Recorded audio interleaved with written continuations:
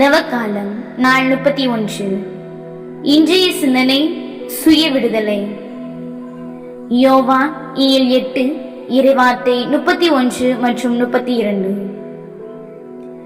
இயேசு தம்மை நம்பிய யூதர்களை நோக்கி, என் வார்த்தைகளை நீங்கள் தொடர்ந்து கடைபிடித்து வந்தால் உண்மையில் என் சீடர்களாயிருப்பீர்கள், உண்மையை அறிந்தவர்களாயும் இருப்பீர்கள், உண்மை உங்களுக்கு விடுதலை அளிக்கும் என்றார். பல வேளைகளில் நமது வாழ்வில் நாம் நம் விருப்பப்படியே வாழ்வது கிடையாது. இந்த சமூகத்தை உற்று பார்க்கும் நாம் நமது எண்ணத்தின் வழியாக நம்முடைய சுய விருப்பத்தை மறைத்துக் கொள்கிறோம். நமது எண்ணமே நம்மை பல வேளைகளில் அடிமைப்படுத்துகிறது. என்னுடைய சுயத்தையே நான் மறைக்கிறேன். ஜெபம். இறைவா, சுய விடுதலைக்கு எனக்கு வரம் தாரும்.